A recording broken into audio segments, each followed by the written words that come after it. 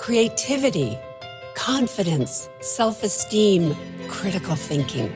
These are the precious gifts children receive from the arts. It's why the McCallum Theater is devoted to helping children discover their potential. We impact the lives of thousands of kids each year through performances, arts education, and hands-on programs across our community. Join us. Help make an impact here at the McCallum Theater. Stay right there in your easy chair for 30 minutes of pleasure. Don't you go, it's Melinda's show. It's the talk of the desert. It's the talk of the desert with Melinda Reed. I just love coming home at night. I turn around, she's a treasure. Everyone and everywhere I go, she's the talk of the desert. Now, here's Melinda.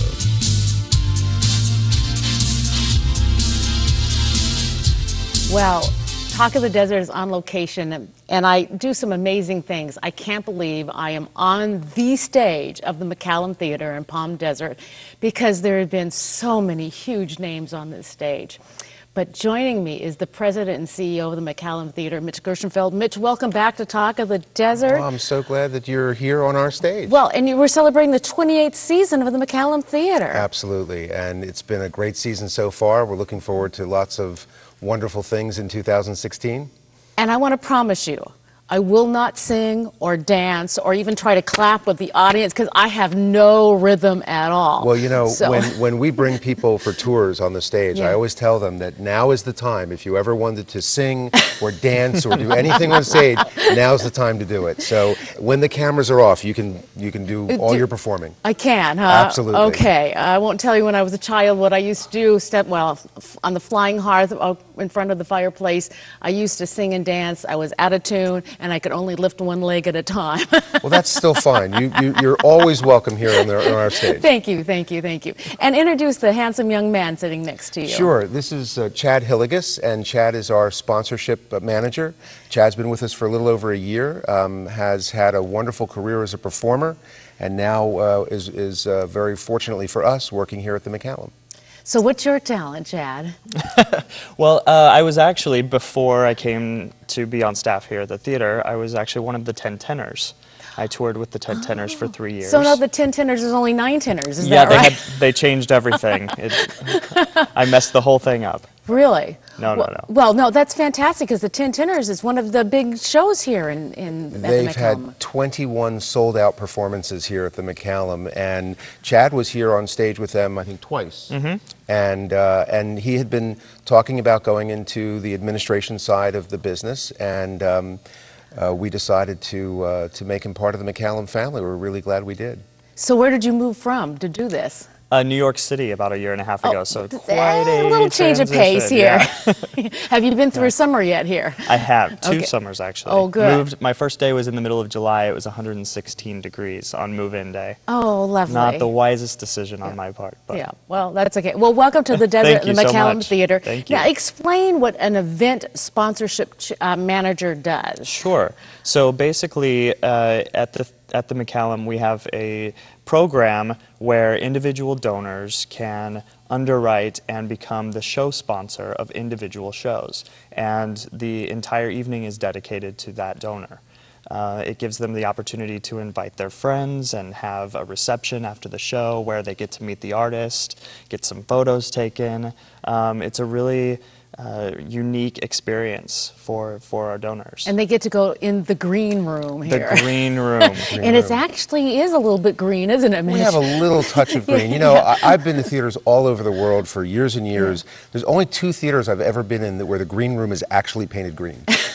And you know why it's called the green room? Well, you know, there's a few theories about that. Okay, tell me. The theory that I've always thought was the most plausible one was the Globe Theatre in London originally was an outdoor theatre, and there was a patch of green grass outside of the stage area where the actors could go and congregate and collect themselves before they went on stage.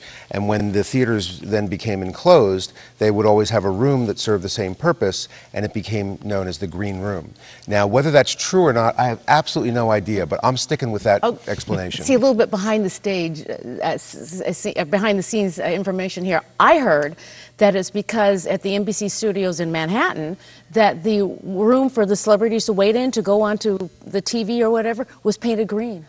Well, I think there were green rooms long before there Long was before NBC that? television. Okay. Well, that's what. But you know, they're both good explanations. Yeah, exactly. Well, we're here to talk about the 28th season of the McCallum Theater. And Chad, we have a huge event coming up here on March 5th. We do. And that's yes. with a local desert resident, or part-time desert resident. Tell us about it. Well, she's full-time now. Oh, she is? She Okay. lives here full-time. Okay. Yeah, so March 5th, we are celebrating and very happy to present Carol Channing's 95th birthday celebration. It's an all-star event, star-studded performers doing tribute performances from Carol's long career. Video clips from her career, from movies she's done, and then we also have many tributes from celebrities who are not able to attend necessarily, but wanted to be a part and say happy birthday to Carol Channing. And her actual 95th birthday is January 31st, Right. 2016. Yes. Yeah. Yes. So So- it's coming up fast. It's coming up fast, but then the celebrating here at this fantastic theater. Exactly. On March 5th. We got her in on the first. We got the celebration in the first Saturday night we could, after her birthday. So, Yeah, we yeah. don't have many open dates here, so when Really? when it became you know, something that was possible for us to do, that March 5th was sitting there, and what better way Yeah. to pay tribute to Carol Channing than to have the night here. I have to tell you, one of the funniest things I have ever seen happened on this stage. And it was a fundraiser, something like for 9/11, or I can't remember because it's been several years ago now. But Carol Channing was on the stage performing. And from the wings comes the impressionist Rich Little. Rich Little is doing Carol Channing. So you had Carol Channing doing Carol Channing and Rich Little doing Carol Channing. I've never laughed so hard in my life. I had tears streaming down my face. It was just a wonderful thing to experience. Yeah. And I've had Carol on this show 3 times, and I'm interviewing her, and I feel like she's imitating herself. There's nobody like her. No. There is no one like her. No. So. And she was- which is also why so many people want to try to impersonate her, because she's so unique. Well, as Rich told me one time, that you take a personality like a Carol Channing and you pick up on there certain things that you look for, and then you can imitate them. And of course, Rich is one of the best. Yeah. So, yeah.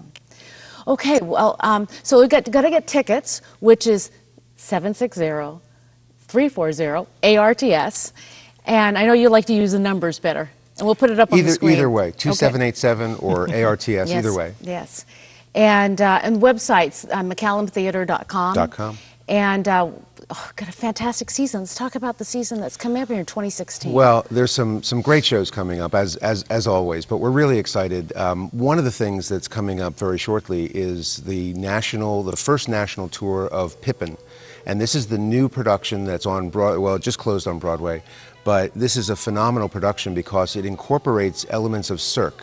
And so instead of the show being like it was originally staged, where it was very traditionally staged, now people are flying around on trapeze and throwing fire, and it's just an amazing production because you have all those great songs that were from the original. And Stephen Schwartz wrote the songs, and he wrote Wicked and other wonderful shows.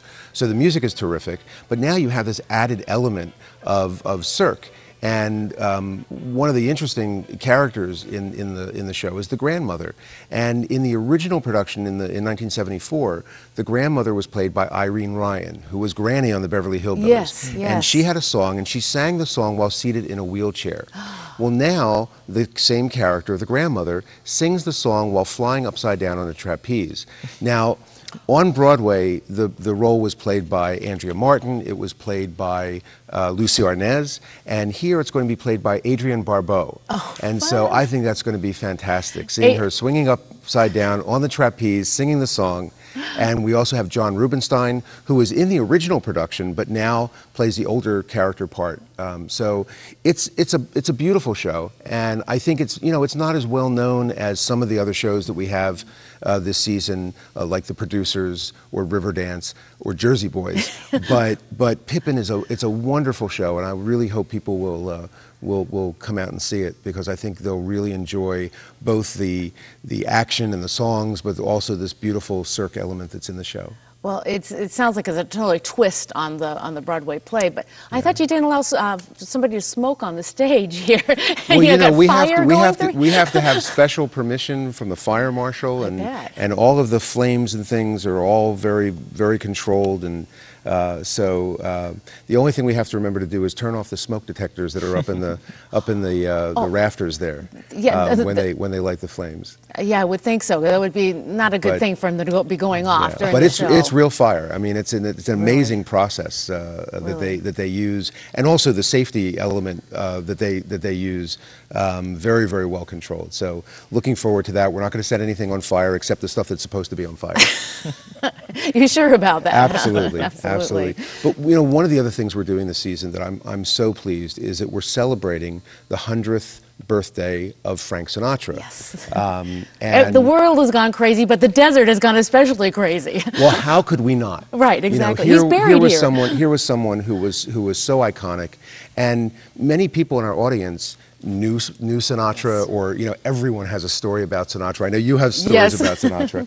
But the wonderful thing is that we're able to pay tribute to him with 4 incredible singers.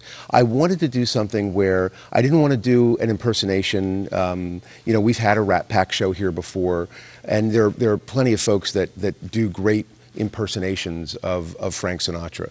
But we wanted to have 4 very different singers who would each give their own perspective and who each had a relationship with Sinatra. The first, of course, being his son, Frank Jr. I think so. And Frank Jr. he's very different than his father, because Frank Sr. was not a trained musician. He didn't study music. This all came naturally to him. Frank Jr. studied at the university. He is a trained musician. He has a very great, almost a musicologist approach to his father's music, and he sings it beautifully, and of course he has all those incredible arrangements, which were really what made the Sinatra sound, those arrangements by Billy May and Nelson Riddle, and all those great arrangers of that time. So Frank Jr. is also going to be bringing some film clips and some things that have never been seen before. Oh, really? Of Daddy, huh? Of Daddy. So that's going to be terrific. Yes. And then one of my favorite, not just one of my favorite singers, just one of my favorite people in the whole world is Steve Lawrence. Oh, I love Steve. And Steve did an album called Steve Lawrence Sings Sinatra, and he also has some of the arrangements that Frank gave him.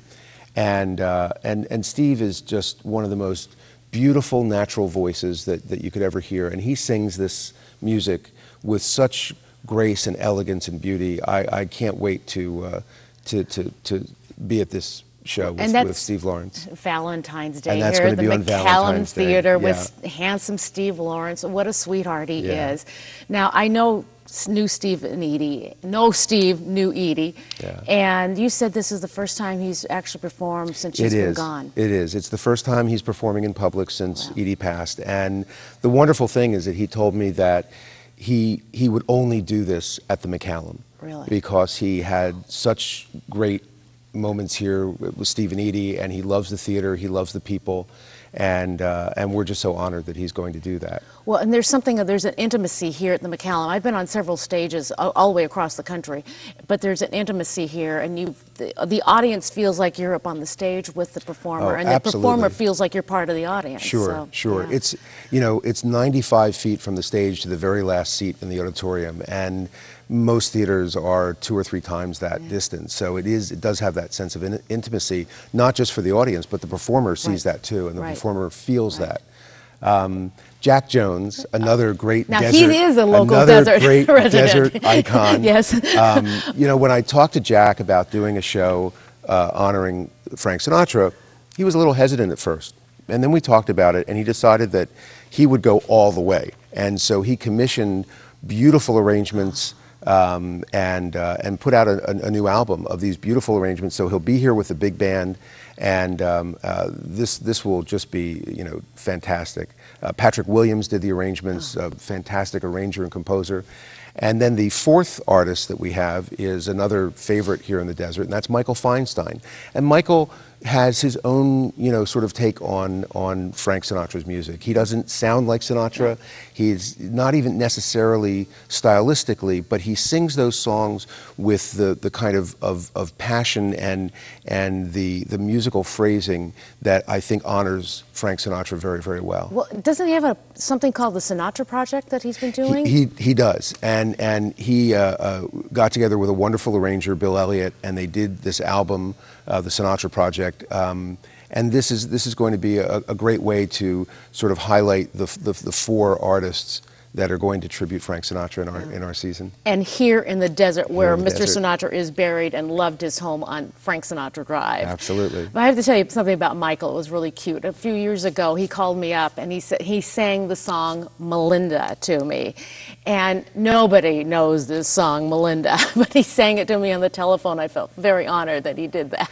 Michael knows so many man. songs. I have for years, every time I see Michael, and I've known Michael for 30 years, I give him a song title and see if I can stump him. And I've only stumped him once. Really? Oh, wow, Mitch. Good for you. So he is just so amazing. The amount of repertoire that he maintains.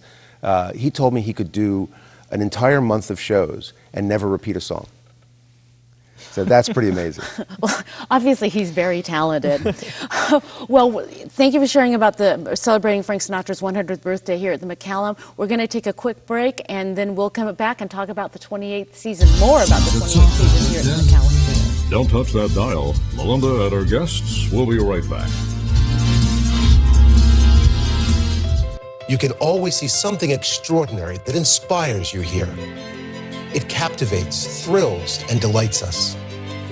That's why the McCallum Theater is so special.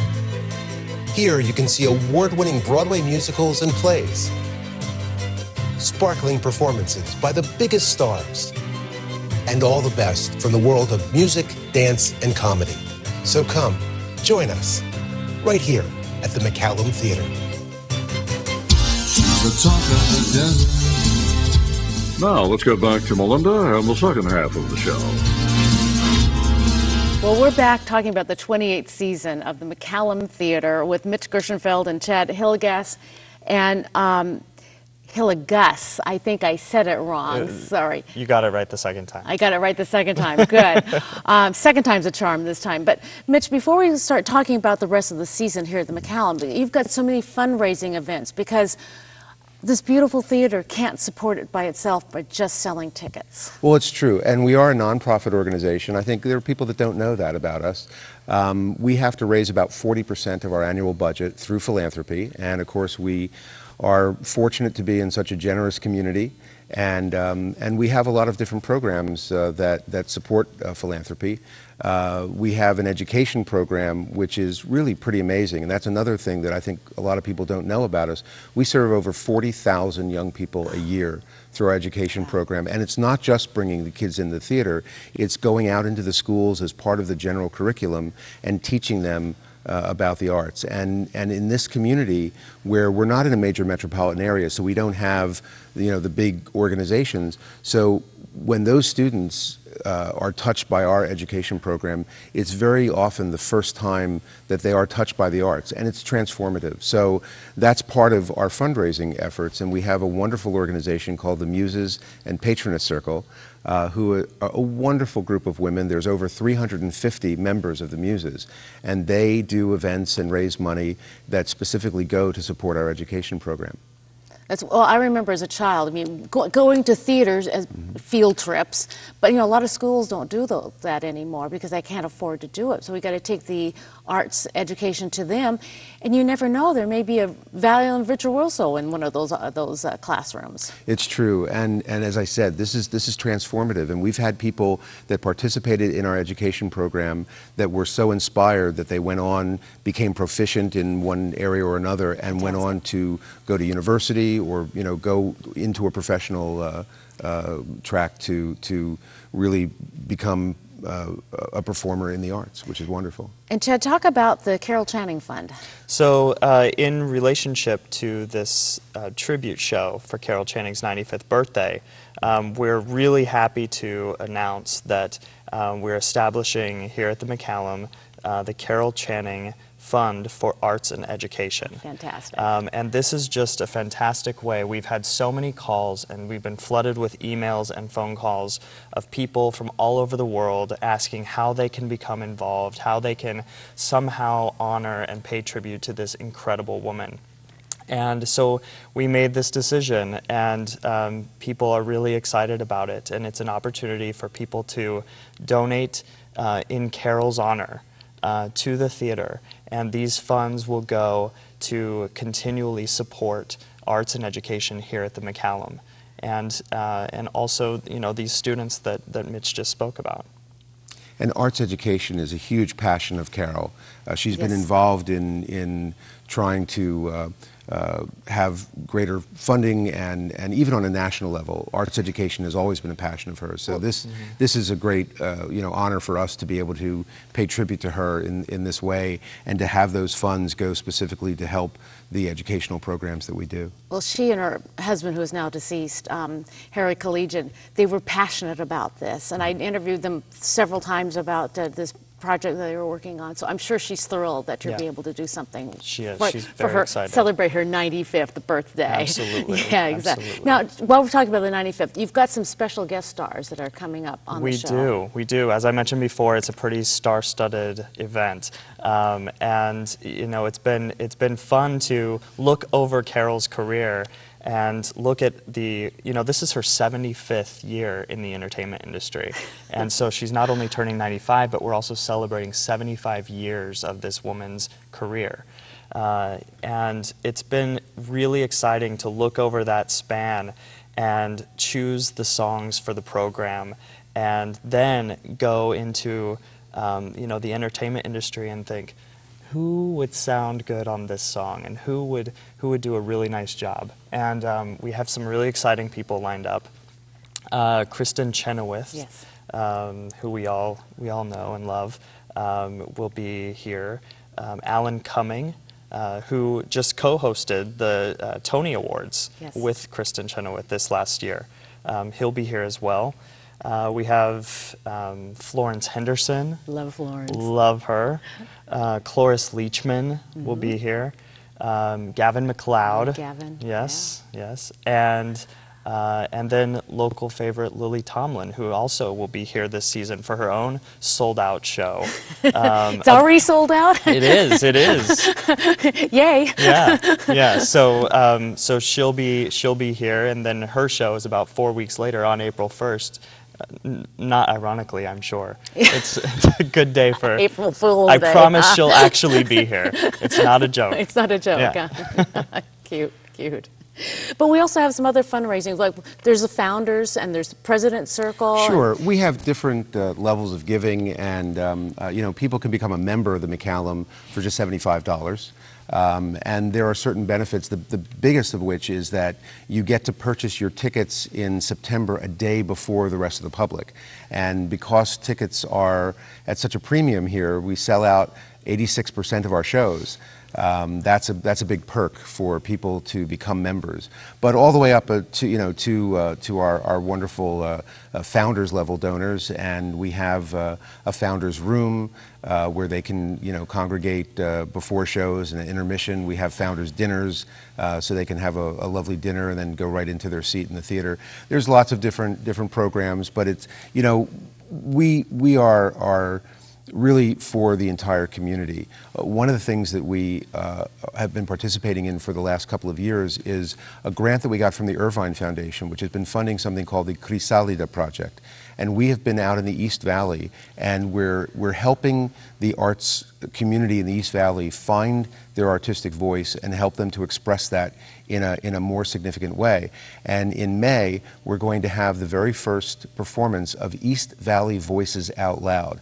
And this will be a number of artists, and there's a new theater company called the East Valley Repertory Theater. There will be singers, there will be dancers, and that will all be on our stage to represent the arts of the East Valley, of the Coachella Valley. Fantastic, fantastic. Oh, I know we're starting to run out of time, so let's talk about part of the 28th season of the McCallum. I know you've got Jersey Boys coming up. It's like 8 shows? There are eight performances, and I'll tell you, you know, people should get their tickets quickly because it will be sold out. And it's a show, you know, one of the most popular shows on Broadway, still running after over 10 years. We're not a market that gets the shows, you know, in the first time they come through because we're a small place. But we finally have Jersey Boys. But the best place. It is the first national touring cast. So this is the same show that will play Los Angeles and Chicago and other major cities. We're very, very happy to have that here. We have the 25th anniversary tour of Riverdance. A wonderful, wonderful show, all the great Irish step dancing. We have The Producers, Mel Brooks' great musical. We have Beauty and the Beast, which is just the Disney production of Beauty and the Beast. So lots of great shows. We have singers, we have dance companies, Pilobolus, a wonderful modern dance company. We do, from now until the end of our season in April, the end of our regular season, we do 100 nights without a day off. Wow. So we are working this time of year. We are always here. I keep threatening to install a cot in my office so I can just sleep here because I'm here from 8 in the morning until 11 at night. What does your wife think about that? 7 days a week. It's just a wonderful time here because, you know, everyone is here. It's the season. It's so exciting, and people love coming to the McCallum. So we're just so blessed to be in a community that supports the theater the way they do. That's right. Well, you can sleep during the summer when you're done. Absolutely. I always sleep during the summer. Yes, yeah. Exactly. Well, congratulations on your 28th season. It sounds very exciting, and how fun to celebrate Carol Channing's 95th birthday on March 5th. And tickets are 760-340-ARTS or McCallumtheater.com on the internet. And congratulations, gentlemen. It sounds like it's a wonderful season. I'd like to thank Mitch Gershenfeld, who's the president and CEO. I feel like I need to salute him. And Chad Hilligress, who is the event sponsorship manager. I think I got that right this time, right? It was good. Good. Thanks, Chad, for joining me, and thank you, Mitch, for joining me again. Thanks so much. And thank you, audience, for joining me. For more information, email TOTDTV@questoffice.net and visit talkofthedesert.tv on the web.